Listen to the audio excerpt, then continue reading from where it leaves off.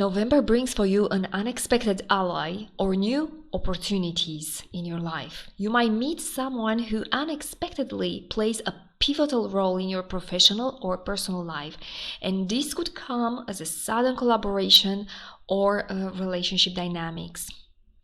Hello, welcome to Hotspot Zodiac. I am Nicole, and this is your horoscope for November 2024 if you have Sun, Moon, or Ascendant in Cancer. We have a dynamic beginning of the month, and it starts right with the first day, 1st of November, Mercury in Scorpio trine Neptune in Pisces. And this trine open up a channel for intuitive communication in your 5th house of creativity, children, and romance. And with Mercury activating this area, conversations related to a romantic partner or a creative project, this will flow easily. Neptune's influence suggests that your imagination will be heightened. So you might dream about expanding your creative efforts or forming a new deeply emotional bond with someone. In the same day, new moon in Scorpio encourages you to plant seeds for personal joy, whether that be a new romance, a hobby, a business, something that is tied to your personal passions. And with Neptune in 9th house, this aspect, new moon, Neptune in 9th house, suggests that spiritual beliefs, travel, or higher education could inspire you to make choices regarding your creative life in a different matter, bigger, with a different view about this. If you've been considering an international trip or maybe a course to enrich your life, this is a great time to commit. On November 2nd, Mercury enters Sagittarius, moves to your 6th house of daily work, health, so your focus shifts to organizing your schedule, improving your routines, and fine-tuning your workflow, because it's Mercury. So communication in workplace, it's the key right now.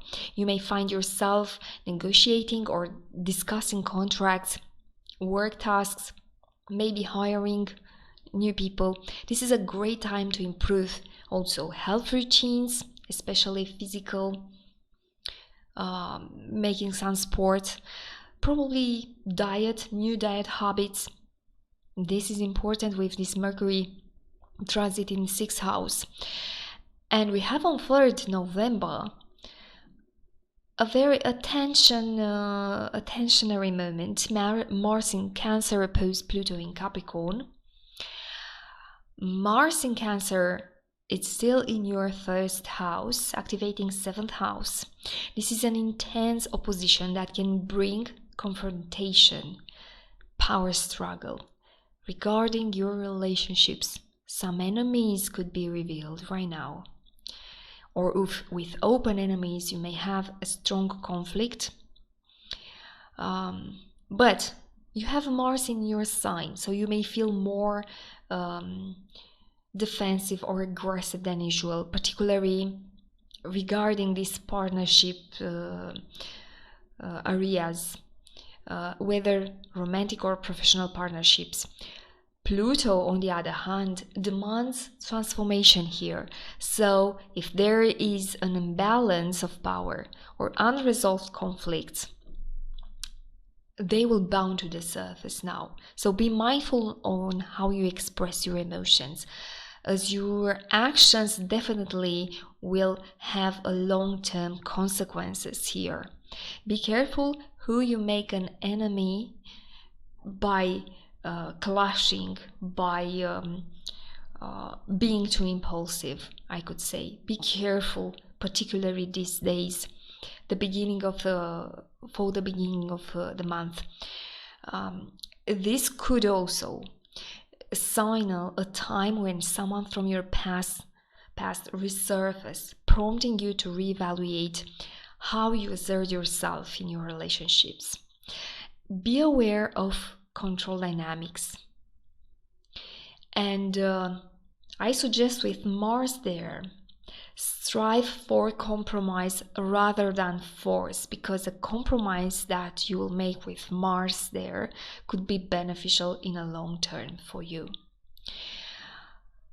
In the second day, but still feeling this opposition, you have Mars entering in Leo in your second house, and Mars here force you to focus on your financial situation. It's the second house. It's ruling earned incomes. It's about your personal values, and it's energized by this Mars. You'll feel driven to increase your income either through new project, new job, negotiation for a raise. This may also be suggesting that you have to make some payments, particularly related to self-expression or luxury items, but make them for having in mind long-term benefits. Be also cautious, because you have this impulse of spending with Mars there. Mars can make you act quickly, sometimes without thinking on the long-term implications. So be careful on particularly that aspect.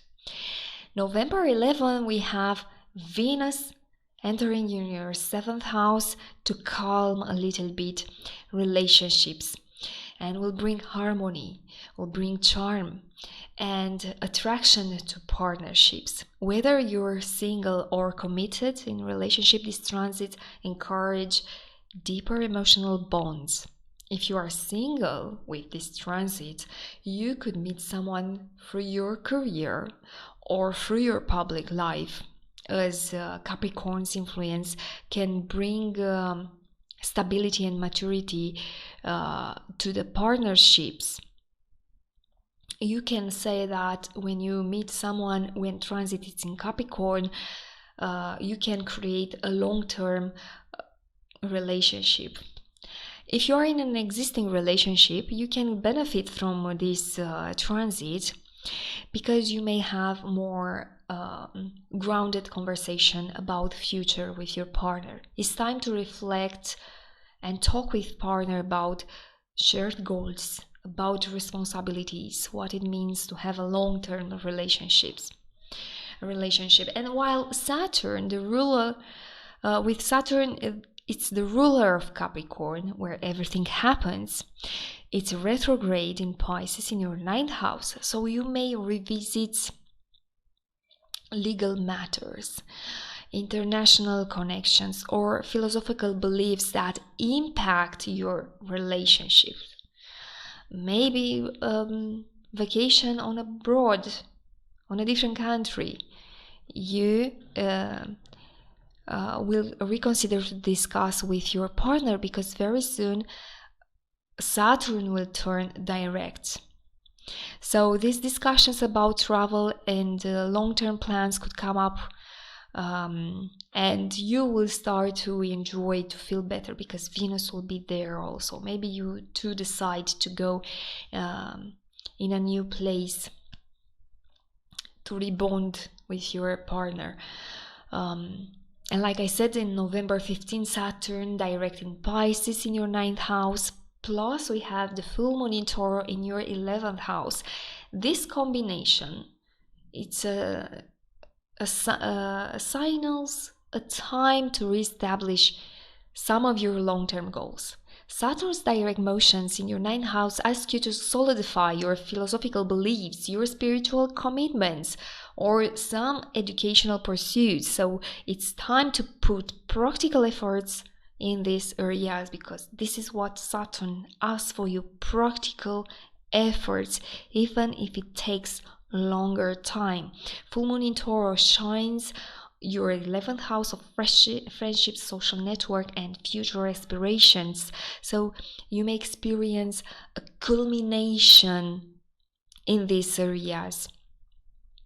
Possibly a project you've been working on with others starts to shine.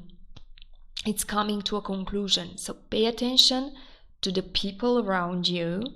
as one of your friends may offer significant guidance or an opportunity for advancing with this project.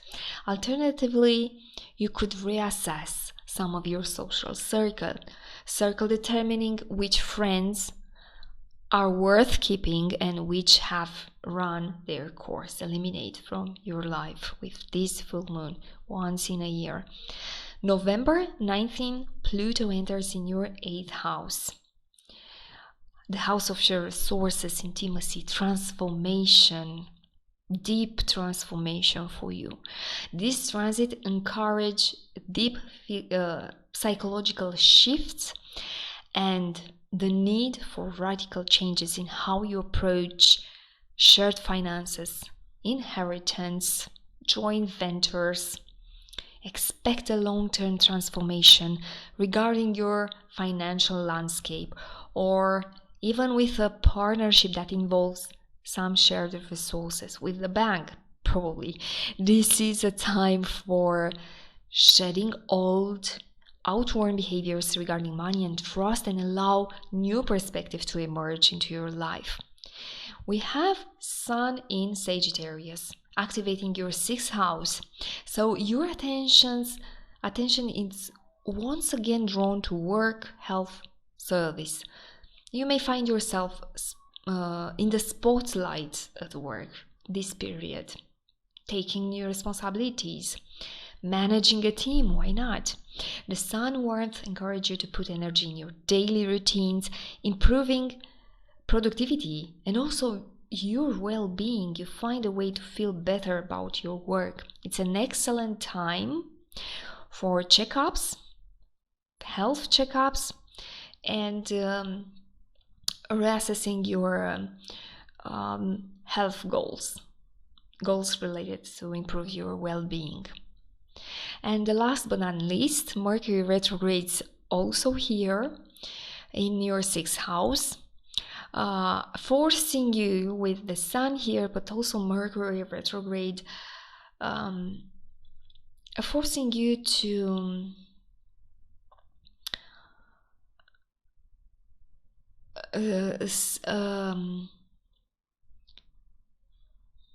review, to revisit, to reassess your work life, your health routines. So whatever was needed, now you can do it better with Mercury retrogrades. It's possible to have some delays or miscommunication at the workplace.